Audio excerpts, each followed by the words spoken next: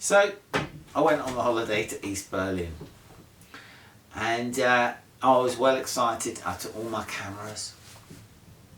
I even made my own camera case and lugged all my camera gear along.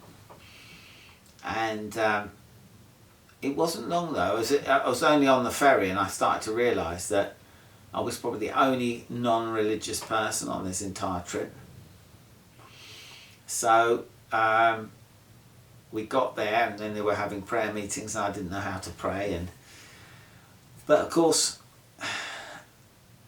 I wasn't going to say, well, I'm not religious, I don't know anything about this. No, I wasn't like that. I had to pretend. I was a great pretender, you know. I would pretend. I was utterly dishonest, actually, and rather than be frank about it, I just thought, I'll pretend. Of course, you can't pretend. You've lived a lifestyle that you haven't lived, people know. But I did my best, and I reckon about a week went by, and people thought, well, I think we need to help him. But by that time, I was observing people. I was staying in a tent with 3 other guys, and much to my interest, these guys were good guys, you know. They were decent people. I thought that you'd have to have a screw loose to be a Christian, but no, these guys were from all walks of life. And I even picked up a Bible. I mean, I had time, you know.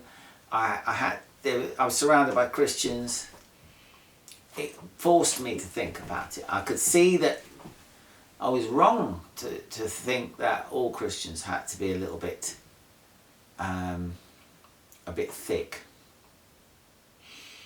So I picked up the Bible and I turned to Psalm 1 because I noticed it had a heading, True Happiness. I wasn't particularly happy right then. I was 17 and I was going through a rocky time with this girl that I mentioned in the story before. It wasn't easy, and I was a bit unhappy about all that. A spot of happiness would have been pretty welcome right then. But you know what? I read True Happiness. I think Psalm 1 starts off, blessed is the man, or happy, as the version I was reading, that happy is the man who doesn't walk in the counsel of the ungodly. And it went on until it started to talk about God, and I thought, can't I have what they've got without God? You know, something about God. Can't we do it without God, the God bit? Why was that? I don't know. I think I know now. I think there's a natural rebellion in our hearts against God. We just don't want God to mess up our plans. We think he's going to mess it up. What we don't realise, he's going to complete our lives. But we think he's going to sort of cramp our style.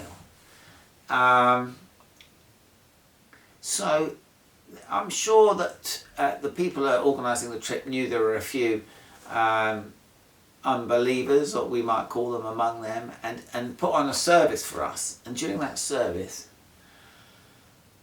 there was a guy who stood up and he explained how he became Christian, and that was handy because I thought you'd probably born that way or something. No, this guy had actually changed his viewpoint, and I thought, oh, so you can actually change, you can become a Christian. Didn't even know. I didn't know the gospel or anything at this stage. If I did, I didn't understand it.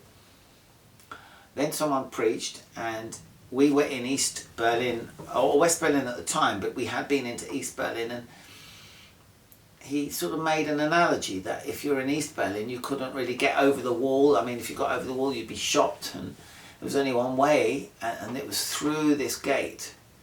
And as he explained, you had to go through this gate. I sort of saw myself going through this gate and coming out into freedom.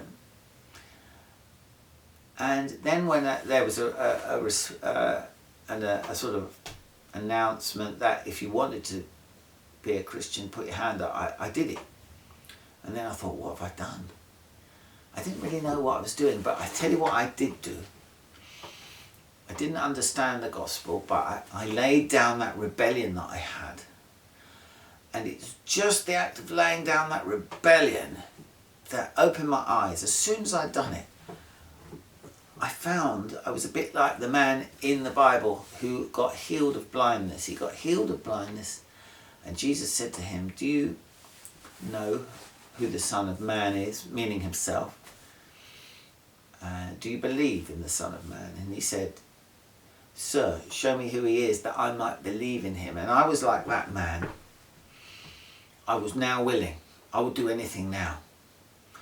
Because I had, my eyes were opened. It took me quite a long journey to fully understand the gospel. I got into religion along the way, which is not what you want to do. It's a terrible counterfeit for Christianity, which is a relationship. And I got right into religion without even realising I got into it and didn't know how to get out. But over the last few years, I've extricated myself from the religion to a large extent. I've still got a bit of a journey to go, but once you get out of religion and enter into the relationship with Jesus Christ, that is where life really begins. And that was my starting point.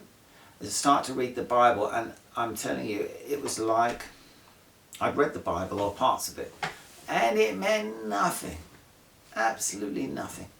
But now reading it again with this new heart that I had, it was so absorbing and so fascinating. It's a bit like those pictures, if you've ever seen them, the magic eye pictures, where you look at a sort of pattern and you see nothing.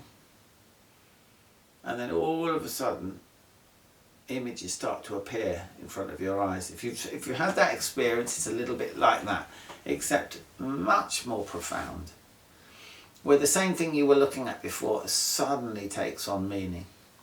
And the meaning is so deep because it affects every part of you, and it's so profound. So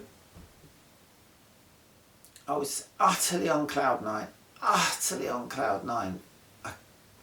for so long. It was great, and it didn't last all that long, but it wasn't permanent, because, as I say, I got into religion.